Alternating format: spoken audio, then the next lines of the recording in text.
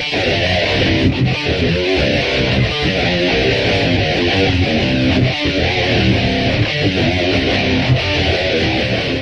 welcome to the Rebel Radio Podcast at the rebelradiopodcast.com and on all the apps, YouTube, everywhere else you want to watch or listen. Well, no, you can't really watch us. You can just listen to us. Maybe, I don't know. I've had people ask us if we should put video on YouTube, but that means like, you know, you have to have like, can't pick your nose. You can't like, you know, make sure you have like clothes on or whatever, or kids in the background or whatever, you know, so I don't know.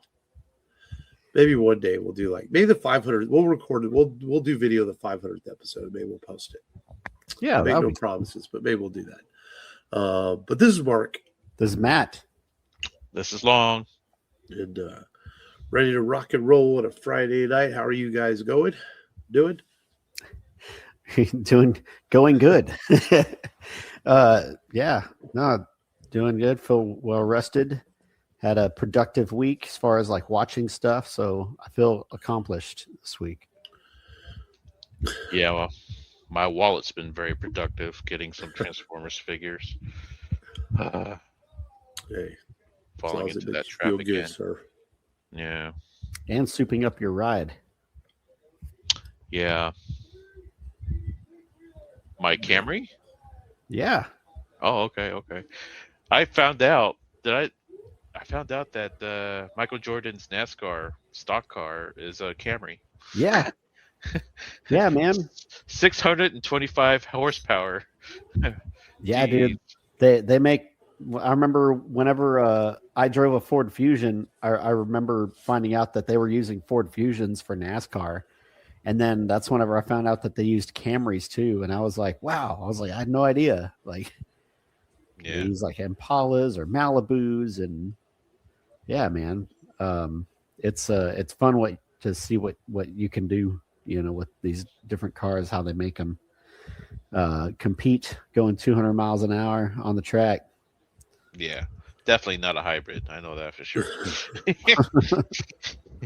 It's souped up quite a bit. What they put in a regular car. Yeah, man. Yeah, I guess productive week is a good way to put it. Had a fairly busy week, you know, with work and other things, but it was a good week. It was a fun week, and so you know, some good things going on, and you know, we're just gearing up, getting ready for 500 episodes, and this is our month of movies we've never seen before, which is pretty fun. And, you know, I think we came up with some good movies again this year to watch. And, you know, yeah. Sorry, I was looking at something. I'm trying to figure something out on my phone. But, so, yeah. All right. So, but news-wise, man, I was looking struggling before there, Mark. Yeah, I know, man. I'm like, he's like, where is my mind right now? Yeah, well, mine's just going blank there. I mean, we always tease Matt on the podcast about falling asleep during the show, and I kind of like dozed off a little bit before we started today. So I'm a little groggy. I gotta get pumped up here. There we go. You know, and so I was just trying to glance through some of the news that's going on here lately, and I don't see much, man. It felt like nothing happened this week. You know. Oh no, that was last week. We got the Supergirl trailer. That's right. Yeah.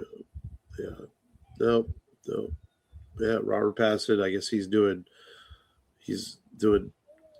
press for some movie, and he's talking Batman if it ever comes out. We did get a trailer for the Punisher special, which you know, cool, One last kill or something.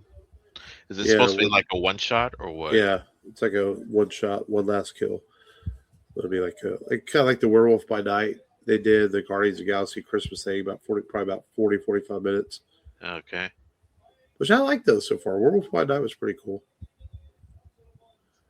And yeah, man, I'm like looking through this news. I mean, I guess in Comic Palooza news, a cast of Daredevil is going to be there. Yeah, I saw that. It's like, Poindexter. haven't they been there before? No, well, Carly Cox canceled, remember?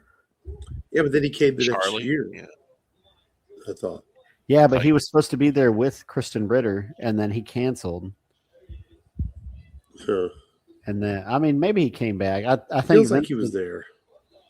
Vincent D'Onofrio, I think I forget what year he came.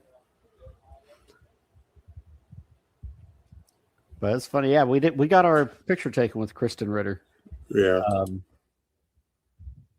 And that was a cool experience. Part of me was like, well, I wonder, see what she charges this year. Do like a before and after. I mean, she kind of looks the same. Yeah. She looks exactly the same. So, yeah, I don't know. Their lineup so far has been kind of Yeah, I haven't. And now, if they had Trinity, as part of the Matrix, if they had Carrie Ann Moss, then yeah, their little Matrix thing feels kind of like, I mean, obviously, they're not. Keanu doesn't do CODs, so I don't think he'll, and if he did, it would be like $400 probably. Right. So, I mean, he's a top level star.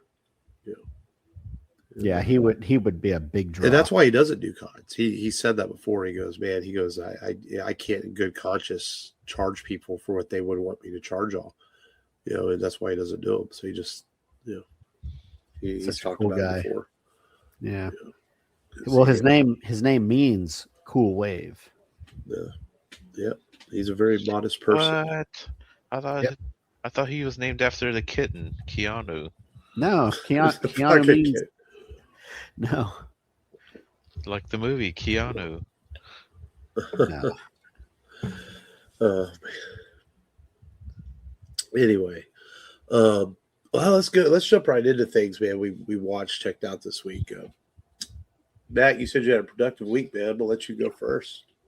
Yeah, man. I had a pretty productive week too, but I'll let you go first. Yeah, so ended up like I said last week, I bought Scream 7, and I did watch it, and it is the weakest one that I have seen. It's like they really had to try to you know what, Matt, I'm gonna call you out as bro. You're the reason they keep making these fucking movies. Yes, you give them your money. You're welcome. Just wait until it goes on Paramount Plus. You're fucking welcome, dude. Yeah, I'll take that. I'm gonna change. Someone had to do it. I am the chosen one. No, the meme. Save for the Fast and Furious movies. Chosen wallet. But yeah, so they use AI. I'm gonna spoil it as what? Yeah, they use AI to mimic certain killers, and they try to make it like it's a certain killer, but it's not. And then the actual killers, it's like they don't really have like a cool motivation or like a realistic motivation like the other killers did, right? And the first one, it set the bar, right? Because they're just, sick, and they just wanted to, do this because they're fucked up, and they're, they liked horror movies. The second one, it was the reporter. She was trying to be like Gail, and they were trying to recreate what happened so that, and that's one thing I did watch. I rewatched Scream 2 because I was like, well, what was the motive again? And then Scream 3, it was, her illegitimate brother, so it's like, it's kind of a cop out, but it's like this one's even weaker. And then 4, it was Sydney's sister. And then 5, it was the revamp that included the illegitimate child of Billy Loomis. So they've always found a way to tie it in. I don't know any of these names. Sorry. Yeah, it's okay. But this one I just felt like okay, so it's like these random people from the mental institution that tried to do it. It's like they don't really have a tie. They're just fans of the ghost face thing. It's like, all right, I don't know, just seemed weak to me. But it was something to watch, and it was a 2026 movie. So there you go. That's my first 2026 movie. Other than that, I did mention Scream 2. I'd never seen, me and Jackie were looking at some things that we had never seen, and so one of the movies that came across was The Game with Michael Douglas. I'd never seen it, and it's so I watched it. It was pretty good. It's kind of freaky. Is that a And- David Fincher movie? Yes, it is a Fincher movie. Yeah. I saw that at the end. I was like, oh shit. I was like, He 7? he wanted Pitt, I think, to start it after doing 7, but they couldn't get Pitt to do it. So Michael Douglas stepped in. Or Mhm. Pitt was scheduling issues or something like that. Yeah. But yeah, had you seen it, Long? I've heard of it. I've heard that there was a big deal about the Criterion Blu-ray release on it a few years back. Yeah. But I have heard about it. And it's one of the few movies that I'm pretty good about figuring things out. That movie got me when the twist happens. I was like, whoa, wait, what? Yes. Hmm. Yeah, because I was like, it's like, what the hell, who's in on it? What's going on? And then at the end, it's like, oh, okay. So I won't spoil that one for you, Long. That's something you should definitely watch and definitely. And it's not yeah. shocking. It makes sense, the twist, but it gets you. You're like, oh, well, shit. Mhm. Because it's almost makes you feel dumb, like you didn't get it. Yeah, I want to see that and his other movie Zodiac with Mark Ruffalo and Robert Downey. It's So, good, but it's long. Supposedly, I was watching Robert Downey and Mark Ruffalo having a conversation about doing that film together, and they said, "Yeah, we're doing 40 takes for one scene, 40 takes," and I'm like, "Okay, Wow. yeah," it's like that's his process. They're like doing their best not to shit on him, for making him do 20 to 80 takes for one scene, repeating the same line over and over. That's why we didn't get the rest of the Girl with the Dragon Tattoo trilogy from Fincher, because Daniel Craig was like, nope, I'm not coming back and working for this guy. Yeah. Which sucks, because I would like to have seen them finish that, but oh well. Yeah, that's Fincher for you. Yep. Yeah. I mean, Daniel Craig is already pretty difficult to work with, and he just did one movie with Fincher. Is like, nope, I'm done. So. Yeah, a lot of people are one and done with his films. I don't really see very many. Did Brad Pitt really have scheduling issues? Because I bet he's like, but what year was The Game? Did it come out before Fight Club? I think so. Oh, right, he was in Fight Club. That's Brad Pitt did Fight Club with him also. Yeah. Okay. 97. So it came out before Fight Club. Fight Club is still my favorite Fincher film. So I think Fight Club is a modern masterpiece. Honestly, I think it's a fantastic movie.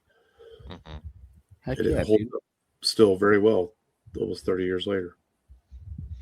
Yeah, would have been better with Godzilla though. If movie sucks, put Godzilla in it. No, I didn't say it sucks. I say it would have been better. No, I just like they just unleashed Godzilla to destroy the buildings at the end. Yeah. Would have been poetic. Brought a. Speaking of twists, that's a movie that I saw with my dad, Fight Club. And my dad was like, we're gonna walk out of the theater. My dad going like, he was Tyler the whole time. My dad just couldn't believe the freaking, the twist of it. Yeah. So the two movies that Brad Pitt starred in '97 was The Devil's Own and 7 Years in Tibet. Those were probably both huge shoots, if you think, Yeah, one was with Harrison Ford. Yeah, The Devil's Own with Harrison. And Harrison and Brad Pitt both talked about how tough that movie was to film, that it was a long shoot, and the director was difficult. Yeah. Apparently, it's kind of funny because Brad Pitt said that he had an idea of what they were going to do, and when they signed Harrison Ford, the director just decided to go with Harrison Ford's idea. And then so the movie that Brad Pitt wanted to do was no longer being shot. Yeah. I remember that making the news and stuff. Yeah. But so is that it, Matt? No. So other than that, I got caught up on Invincible. I was behind, and so I watched all the episodes, including the new one that came out Wednesday. So I'm caught up on Invincible. Yeah. Oh yeah. Like we're in the Viltrumite coalition, and But don't spoil Planetary it. I haven't Coalition watched War. it. Yeah. So it's and then I Jake is was watching it with me, and the voice actor who plays the betrayer, I was like, you recognize his voice? And I was like, Autobots, roll out. Well, Peter Cullen. Yep, he plays the betrayer, the oldest of the Interesting. Viltrumites. They must have. Wow, because he's semi-retired. He only Yeah. really does Optimus if they ask him a few things. So wow, they must have. He must have did that as a favor to somebody. Here's a fun quiz, It's a Matt. You small know part. why the Ultramites look the way they do? Why? Well, the mustache and the short hair. It's because Mhm. Robert Kirkman's a big fan of Freddie Mercury, so Oh, that's why Ultraman Omni and Man. Omni-Man and Yeah. all the race have that Freddie Mercury I need to mustache watch and that the look. show. I watched the first two or So three episodes and just I don't know why. I just need to go back and watch it. Yeah, yeah, they there's a lot of characters that look like friggin' Freddie Mercury. Now that you mention it, I'm yeah, seeing it in my head now. yeah. I mean, it's the truth. That's why they're that race, and well, Well, that's why they look like that. Yeah. I always felt The Walking Dead would have worked really good as an animated series because I don't know if you guys have ever read any of The Walking Dead, the books. Um, Have you? yeah, I read like the first 120 issues, Right. and Kirkman writes very fast. Like everything's moving very quickly in the comics. Like Hmm. so when you took it to live action, you have to expand the show, and it slowed the show was well written. Don't get me wrong, but it also like there's things that took 20 episodes to get to that took 6 issues in the comics, for example. Because Kirkman writes very quickly, things happen very fast in the comics. It always felt like The Walking Dead would have worked really well as an animated show, and in which the Invincibles, if it's written like Walking Dead, which it probably is, the same writer, I can see how it works very well as an animated show. So I need to get into that show. And people at work talk about it, so I feel like I'm missing out. So, Yeah, it's and it's very very fun. and it's only what 8 or 9 episodes each season, like 4 seasons. So it shouldn't take me long to get caught up on it. Yeah, I'm a little Walton behind. I haven't Higgins. started Daredevil yet, and I did not start Maul this week. Mostly because Michael wants to watch Maul with me, and he's been working. So I think he's off. He gets off early. I think he was off. He doesn't go to work till 4 o'clock Sunday. So maybe Sunday we have to sit down and watch the first couple episodes of Maul. Mhm.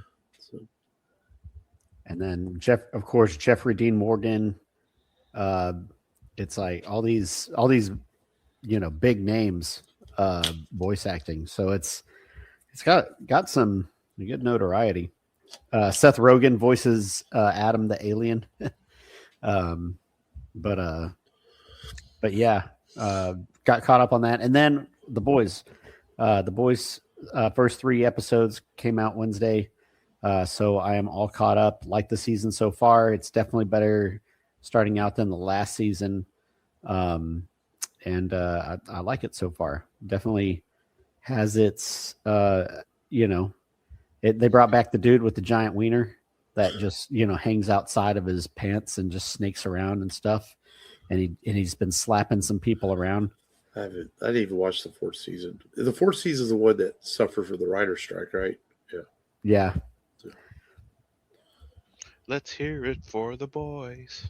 It's also the one where they have the Batman version of their superhero in there, and he's like he's into S&M. Yeah. That show is twisted.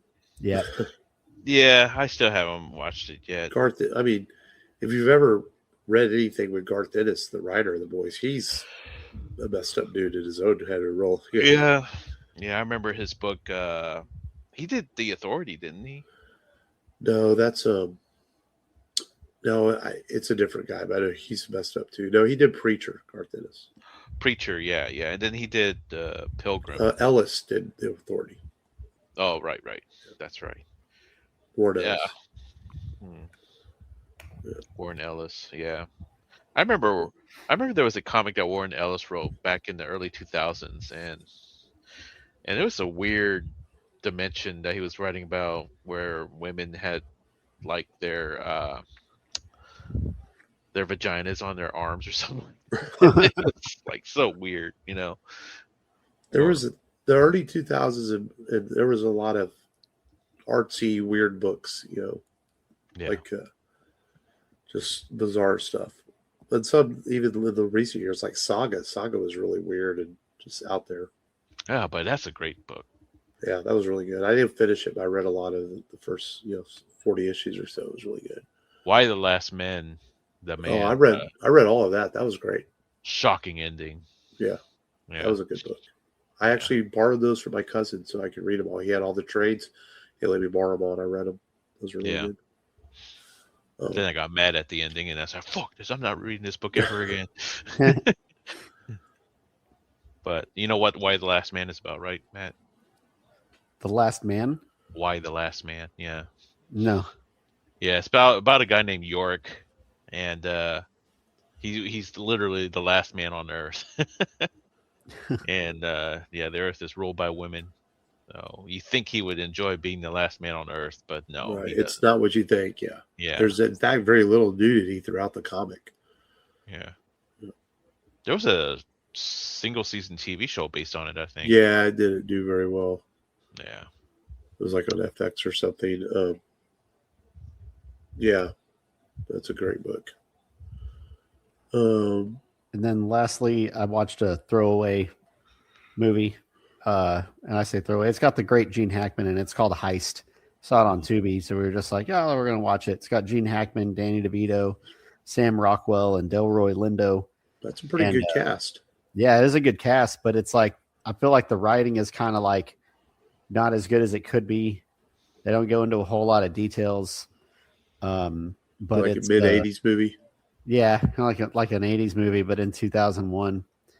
Oh wow! But Gene's good in it. So it's not that old. No, it's on Tubi. You can definitely check it out if you're, I won't. I was just curious. Yeah. Cool. Yeah. Oh, all right, Mark. What did you watch, or is it just your kids? I was productive, but I didn't watch a lot of stuff. I mean, first of all, the kids went to Monday Night Raw Monday night. That was awesome. Oh yeah, how did that go? I mean, it was. I haven't been to a live WB event since like 2003 or 4, but it was. The production is so much better now than it was 20 years ago, and it was an awesome time. We got the show open with CM Punk. Give an absolutely legendary promo. I mean, this promo they're already calling it Pipe Bomb number 2. I mean, it's how good it is. If people don't know, he gave a famous pipe bomb back in 2011 where he turned the industry upside down by showing his feelings in the ring. And this is right up there with that, man. And I just took in the moment. The kids had a great time and some good matches. We got to see Obafemi and Brock Lesnar face off at the end, get ready for their WrestleMania match in a week away now. And man, it was just a great time. Even Waverly, who claims she hates wrestling, she was cheering and hollering, having a good time. She was doing the Obafemi walk. I mean, she had a good time too. It was really cute. So man, it was just a blast, and just to give for my kids to have a chance to experience that was really awesome. Because if you're not into WWE, but there is something about the live events. They're just so much fun to see it all in person. And picked up a new CM Punk T-shirt, and they have these superstars. They sign autographs, and they sell them, and they're only $25. And so I grabbed me a CM Punk autograph, and because I could not go to a convention and get CM Punk to sign something for $25. It'd probably be 75, 80. Oh yeah. And so it's awesome to have that in my collection. Actually, it's right here. People that are listening can't see, but I already put it in a frame, and I put the Raw ticket down there.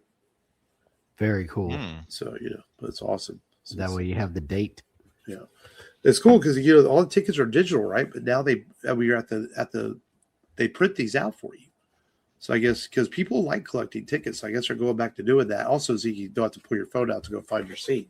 So I thought that was kind of cool that they printed out the ticket. Cool. So it was a great time, man. I've been on a high from it all week. I actually shot some footage and stuff and put it on YouTube yesterday, and the YouTube video is doing very well. People are watching it, so that's pretty cool. And then I did watch a movie. I watched Sisu, Road to Revenge, the sequel to Sisu. It kicks off literally. It's minutes after part one ended. Um, it's got Stephen Lang playing the bad guy in it and doing what Stephen Lang does best, and that's just being a menacing motherfucker, which is Yep. what he's good at. And it's got some crazy ass kills in it, just like the first one. It is funny though because the first one is very you saw the first one, Matt, right? It's Yeah. very low budget, action film, but it's good, right? They had some more money to spend this time. So there's some CGI airplanes, and they add, a little bit to give it a little bit more of a higher budget, but it's still a fun movie. Um, but Sisu gets the living hell beat out of him throughout this fucking movie to the point where you're like, there's no way he's going to survive. But it's a throwback to the old Arnold Schwarzenegger action movies. Like, Yeah. no matter what he goes through, he's going to fucking survive.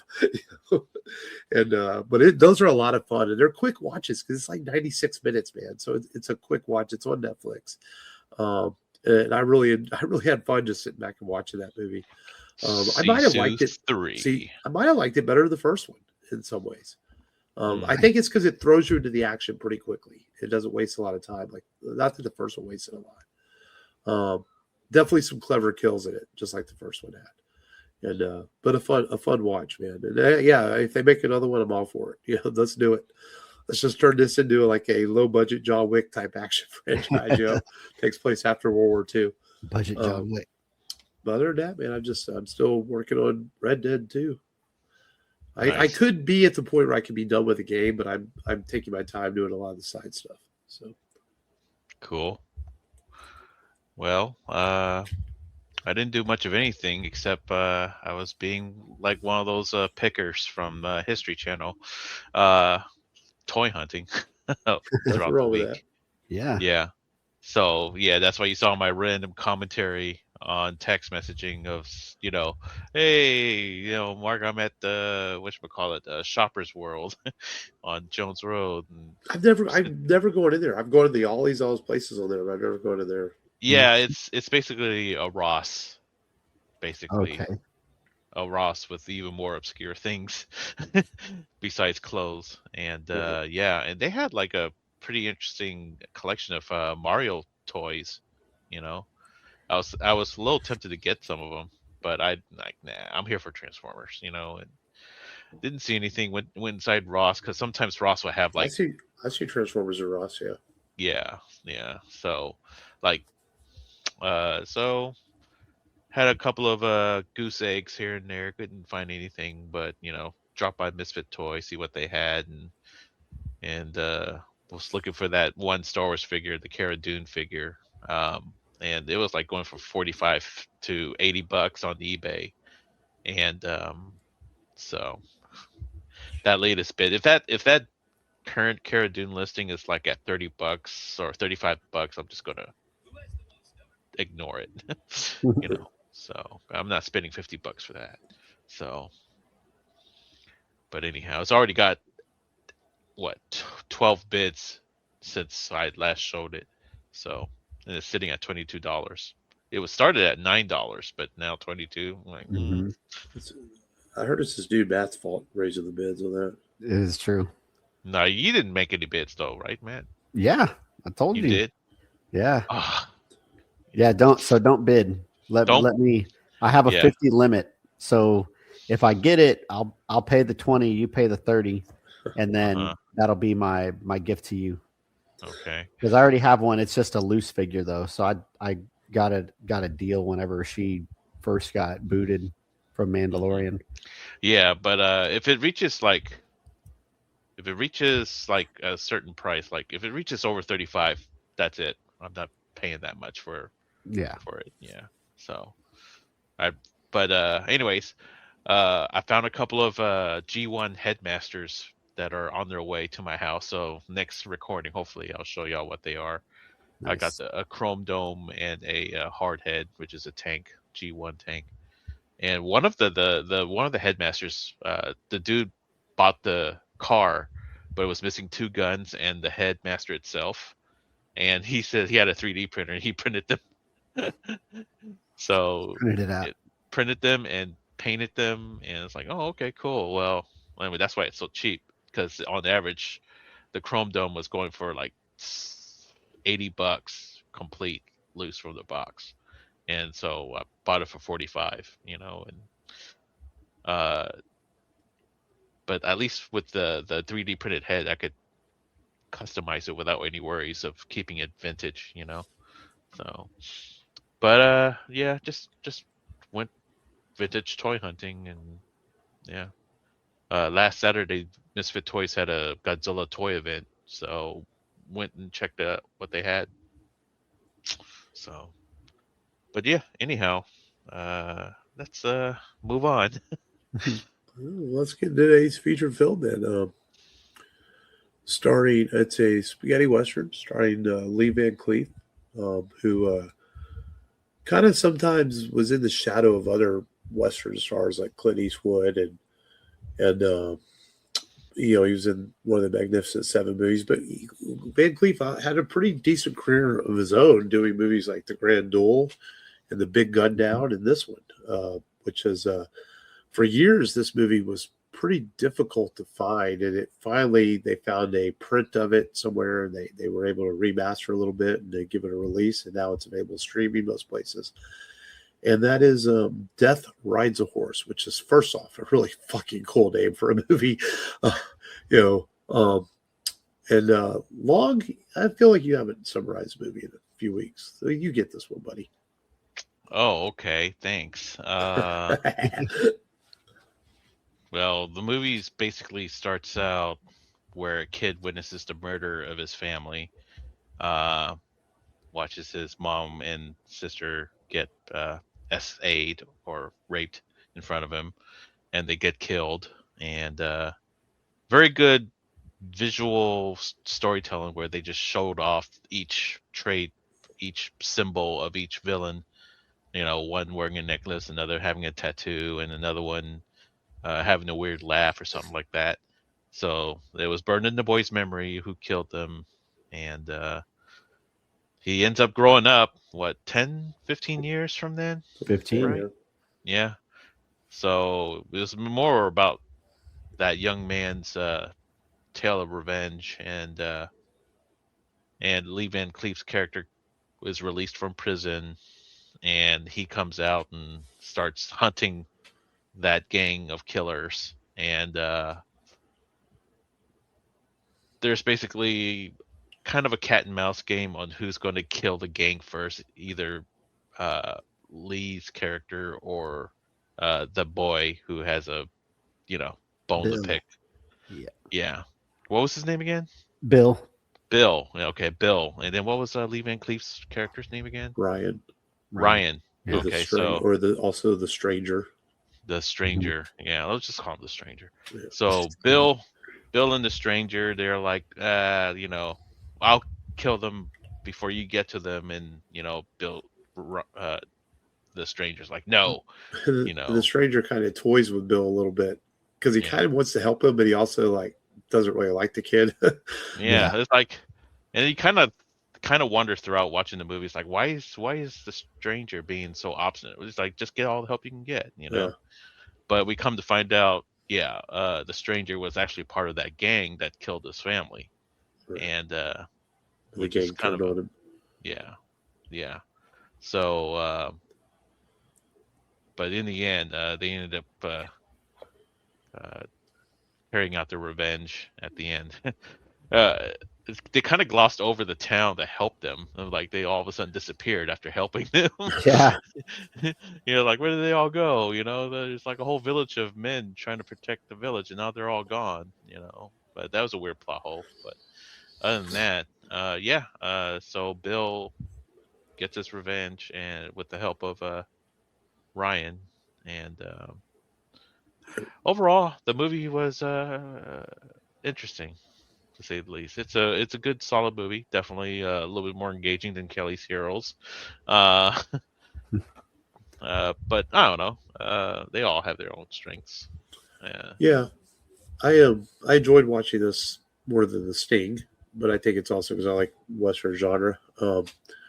I feel like it's there were a lot of spaghetti westerns that came out, especially in the 70s after the Good, the Bad, the Ugly trilogy, that really tried to copy Sergio Leone quite a bit. And this movie is no different. It tries to copy some of his styles and some of the way the music is used and the visuals, and and you see that, but part. it's not necessarily a bad thing to do that because It's it flattering. works. Yeah. Yeah. The visual style of Bill remembering his family does get a little overused towards the end of the film because they show it for almost every time he kills one of the bad guys. So it's Yeah. like, okay, we get it. Shows up in red and it's transparent, and then it is interesting how Pedro and his gang kind of rose to power over the 15 years, and all of a sudden they have money and they have more power, and they use that to their advantage to get what they want and to control people and things like that. And I thought that was a cool, but also kind of a Western movie cliche. The bad guy always has some sort of power over the hero and can do what he wants. And so I have the kids interrupting. Okay, go find you a. This is a Marconi film score, right? The music. I may have been. I don't know. I can look. I believe so. No, but I did recognize it from the Kill Bill soundtrack. Yeah, for sure. Yes, and that's at that musical score at the beginning too, and they take that from the Marconi. Yeah, and that's why it feels like a Dollars, or Good, Bad, and the Ugly franchise movie. It gives off serious Sergio Leone vibes. Well, there's several extras in this movie that were in Leone's films. Yes, yeah, a lot of the bad guys. And John Philip Law, who plays Bill, is definitely got an Eastwood type vibe with him, especially like whenever he's walking into the gambling place and he just takes the money and gives it to the guy who had all his money taken, and it's like it definitely felt like an Eastwood scene with him there, and just shooting the guy who shot the glass, and then the fist fight. It's like an interesting way to do the action scene, and then of course he meets the Four Aces bad guy, the one of the four. But yeah, I think watching this film, there's definitely a surrogate father aspect to him and Randy that kind of goes throughout the film. As Bill did not have a father there to grow up, and his revenge honed him for all those years as he trained himself as a gunfighter so that he could enact his revenge. And it's an opportunity for Ryan to make amends and kind of atone. So there's that aspect of the film, which it's nice to kind of attribute like an alternate storyline, an alternate theme, versus just a straight up shoot 'em all revenge type film, which could have worked as well. Just fucking guns blazing, especially like the Young Guns type scene whenever they're trapped in the house and they get get Molotov cocktails basically thrown at them to push them out of the house as they shoot around the town. It felt very Young Guns, just a couple of hands, and then have to find a crafty way to take on like dozens of people. And then the way Bill rides off at the end, it's very, very Eastwoodish. But yeah, man, I enjoyed the film. I kept it on, and it started playing all these other Western films, and it just kind of reminded me the contrast of the American Western and the spaghetti Western, the Italian Western. And it's like the American Western, like from the 50s, versus this film, what, 67? It's like big difference. It's very, very campy in the American Western, and this one it's very dark, very brutal. There's a huge tone shift in just a decade and a half. Yeah, I remember Django, how much darker it is compared to American Westerns. Good point. I wrote a couple of notes when I was watching this movie. Basically, it also had some interesting camera work. And that's the thing about some of the a lot of the spaghetti westerns compared to American westerns is that there's definitely a grittier feel and a little bit more artistic flair with the way they shoot westerns in Italy. Right. Especially ugly faces. They're not afraid to show ugly people Right. their show on their movies. Another note I put is the pacing's a little uneven at times. You know, it could be slow, it could be exciting, but you know, it's a little kind of all over the place. And I wrote Lee Van Cleef was basically Angel as a good guy. You know, Angel Face from that's the name of the character from Good, Bad, and the Ugly. So, but yeah, I figured it was a solid revenge story. B minus. Yeah, this movie. I mean, Lee Van Cleef was cast in a lot of movies like this where he would play kind of a gunfighter. And he did. People don't realize how many he probably did more spaghetti westerns than Eastwood did. Because he went on. He did Day of Anger. He did the Grand Duel. He did the Big Gun Down, which was another movie that was lost for years until recently it was found. I actually have it on Blu-ray.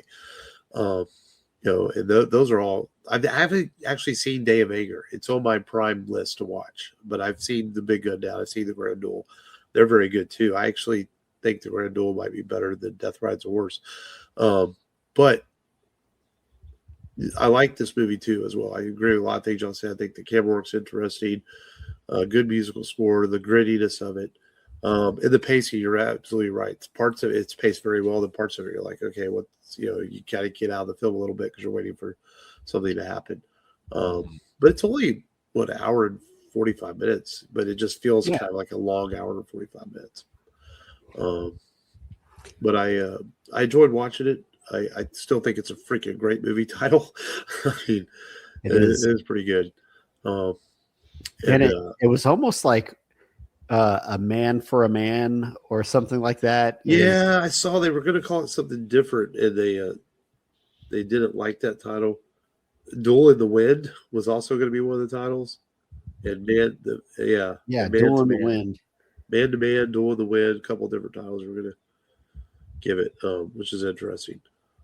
And also, like talking about grittiness, the spaghetti western, you would not have seen rape scenes in American westerns. In fact, when Clint Eastwood, when they did it, High Plains Drifter, that was groundbreaking because they weren't sure how it was going to play to audiences. And Eastwood was like, hey, they've been doing this in Italy and Spain for years. Let's do it in America. Eastwood fought for that scene to be in High Plains Drifter. So that was definitely something you would not have seen in American westerns. As things were still very more PC back then for American audiences. And even then, the rape scene's not extremely. It's vulgar. pretty. Yeah, it's a tame. Yeah, but you know what's going on, and I think that's really good filmmaking. You don't always have to show the bits and the nastiness to get the point of what's happening. Right. You can be violent without being violent. But it sets the tone for the film right away. But a good movie, man. Overall, I think it's a pretty solid B as well. It's not the best spaghetti western. It's no Good, the Bad, the Ugly, which is the cream of the crop when it comes to spaghetti western classics. It's still a good film.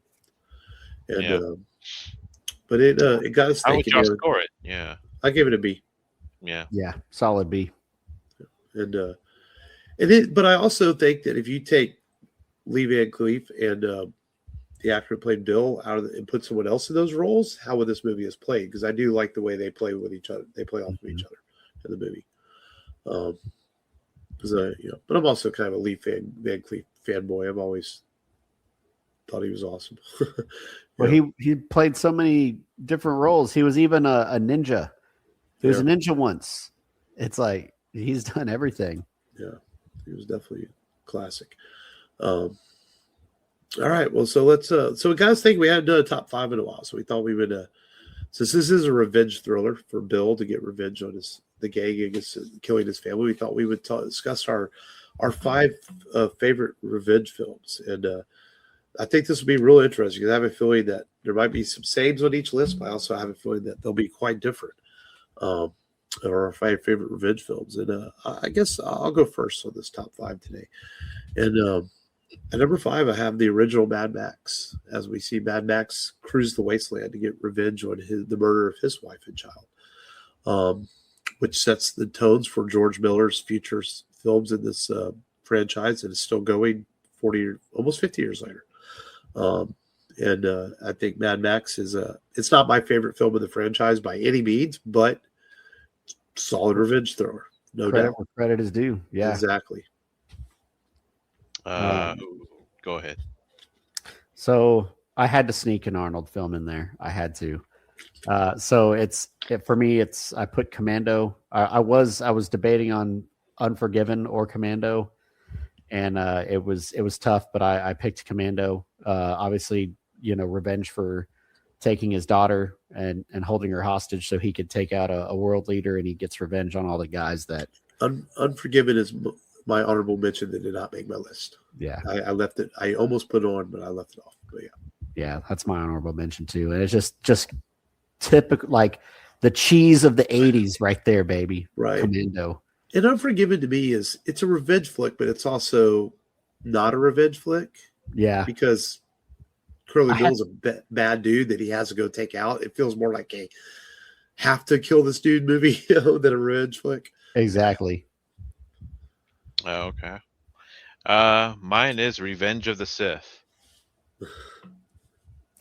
It is a revenge film. Yeah. Yeah. It is a revenge of the Sith. Palpatine's road to vengeance.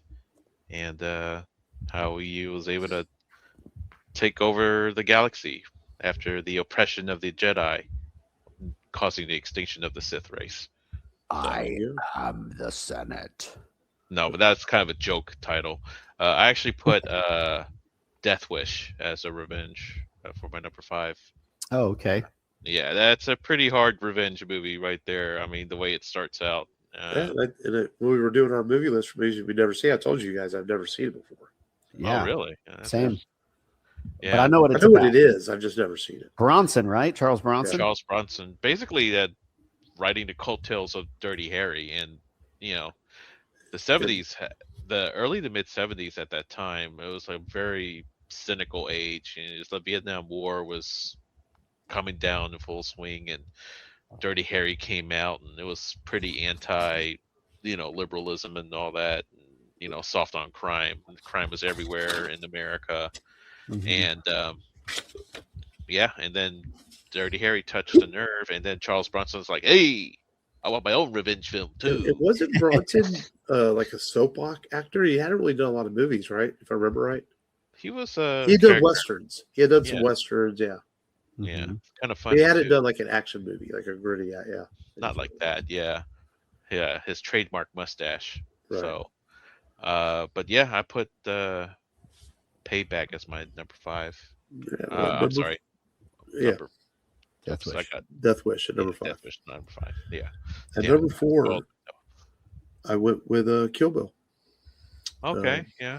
I mean, it's a revenge flick, and she gets revenge on Bill and his gang for what they do to her. And I mean, it's almost the ultimate revenge flick because the entire movie is her wreaking havoc. The bride killing everybody. That's right. Yep. Pretty bloody. Yep. I've got John Wick as number 4. They killed his dog. He's going to kill him and everybody who gets in his way. Nice. Yep. So yeah, I kind of spoiled myself, but my number 4 was Mel Gibson's Payback. I forgot about that movie. Yeah. Payback. Matt, you ever seen that? No, I haven't. I actually saw that in theaters. Yeah, same here. And basically, I forgot what was the revenge for you. What it was something petty. Yeah, it was something real silly. Yeah, like $20,000. He lost $20,000 to something. Yeah, it was like a bookies or something. Yeah. And he went after the mob. James Coburn's last role in that film as well. My shoes are worth more than that. But yeah, it's kind of a dark comedy too. Yeah, it's kind of Dark. Yeah. And it's one of the bluest movies I've ever seen too, because I think there's a kind of a the film was shot in blue filter or something because it was like there's like God, is everything blue in this film? I don't remember seeing it so blue in the theaters, but it's pretty freaking blue the way it's shot. Uh, Blue lighting, blue hues, all that stuff. Mark, you remember that? Yeah. Yeah. I don't know So why I saw it in theaters. I think I probably had a friend that wanted to go see it. I just remember seeing it in theaters. yeah, it was a kind of a slow theater, Yeah. slow movie season at that time. I remember watching it. But yeah, Payback. Yeah.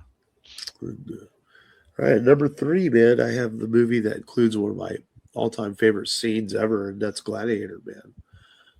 As Maximus gets revenge for the death of his another movie, getting the death of his child and his wife, and when he turns around to Joaquin Phoenix and reveals himself, just one of the greatest scenes of all time in any film. Just it's like you say, it gives you chills. That scene gives you chills. I mean, it's just incredible in that scene and just how the story unfolds. It still blows my mind that the movie had no script and it wins Best Picture. It became a instant classic. Yes. Maximus. Gladiator is number 3. I have the same movie as number 3. The same movie, Gladiator. It's a great film. The longest, still never seen all the way through. No, I haven't. It was so great. I used its quotes for my best man speech for my cousin's wedding. You're such a fucking dork. Well, it probably went. That's why we love you, bro. My number 3 is actually kind of a not obscure, but it's a Bruce Lee movie, The Chinese Connection. Yes. So good. Great movie. Yeah.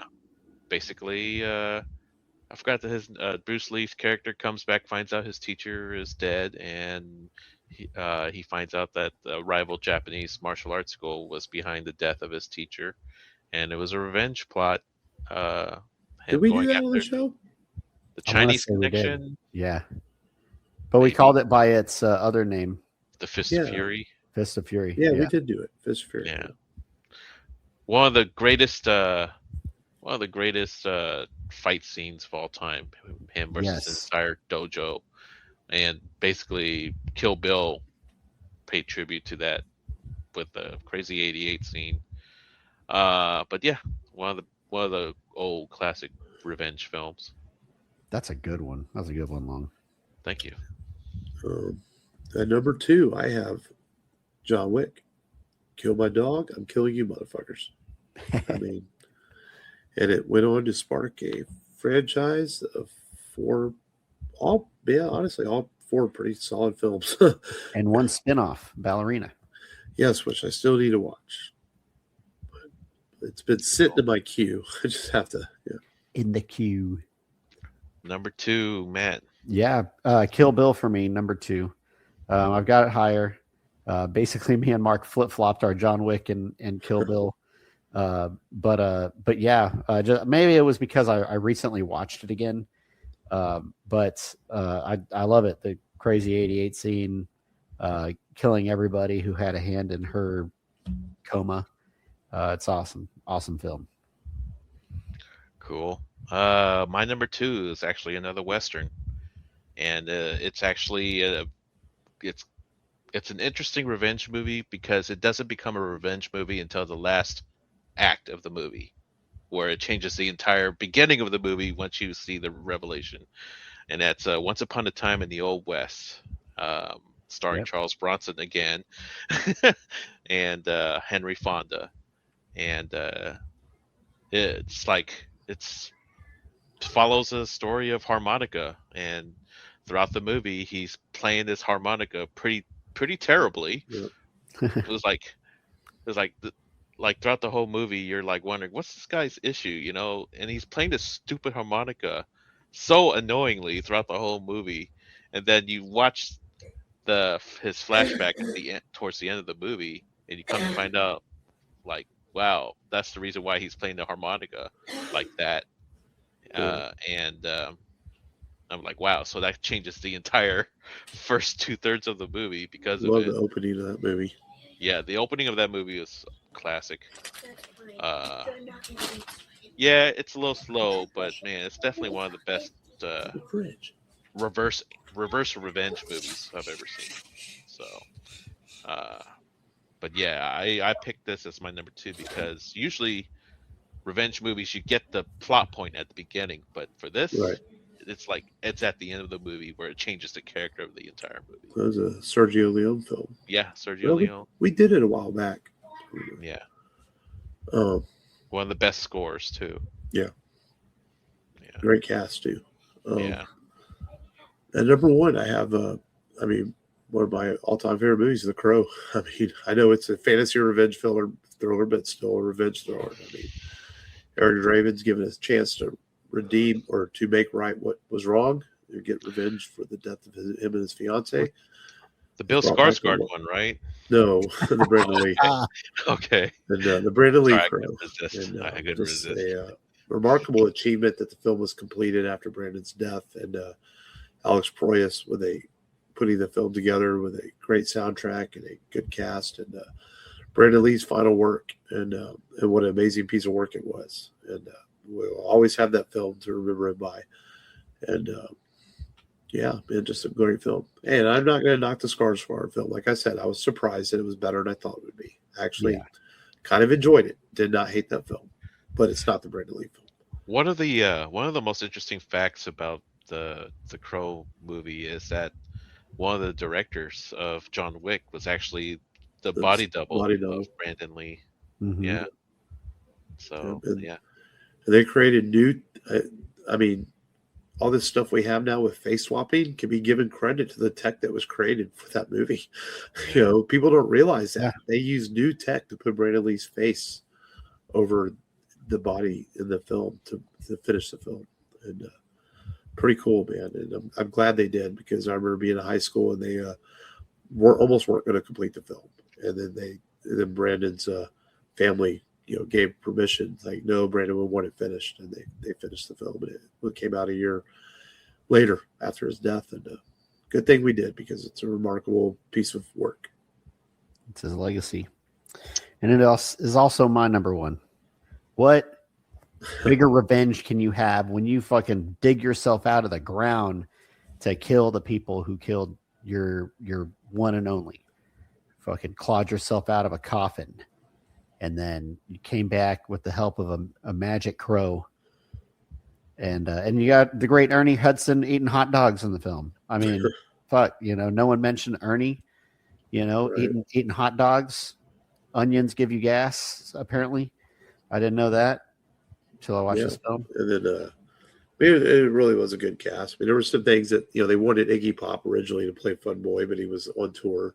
Yeah. Because the comic book character of Fun Boy is modeled off of Iggy Pop. And so there's some minor changes from the book, but for the most part, it's a very good adaptation.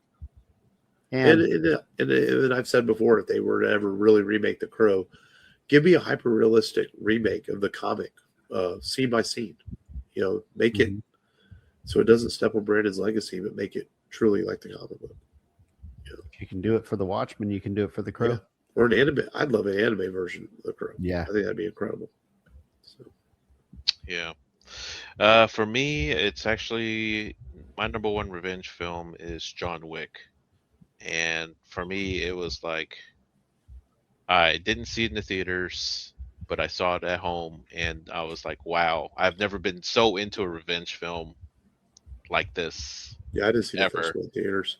Yeah, and that's why I put it on my number one. It's probably the only revenge flick. Even I've seen The Crow, but that didn't really catch on to me as much as John Wick did. John Wick just, I was fully immersed in that world, and for me, that's and it saved the action movie genre, at least in the West, because I give John Wick credit and the Raid films for getting rid of the shaky cam crap and the cheating close-ups.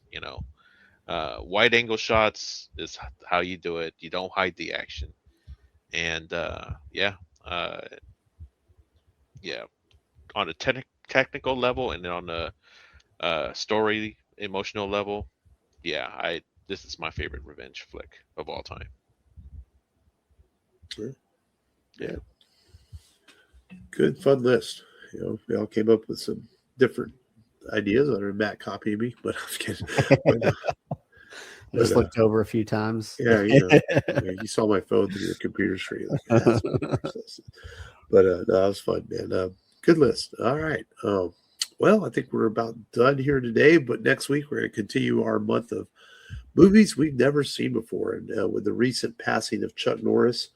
Honestly, I haven't seen a lot of his films. I've seen The Delta Force, and I've seen Invasion USA, and no, I don't think I've seen Invasion USA. What's the Missing in Action? I've seen that one, but I really haven't seen a lot of his films. So we thought we'd do a film that's kind of for the little research I've done on it, it's kind of a camp classic about a almost indestructible serial killer, and I guess Chuck plays the sheriff or something in town that has to take him out. And it is Silent Rage. Man, another cool title. Man, I have to say the movies we picked this month all have pretty fucking cool titles. The Sting is a cool title. Death Rides a Horse, and now Silent Rage with Chuck Norris. So so we will watch and discuss Silent Rage next week on the podcast. But until then, the rebelradiopodcast.com for all your Rebel Radio needs. You can find us on all the apps. And we thank you as always for listening. Until then, this has been Mark. This is Matt.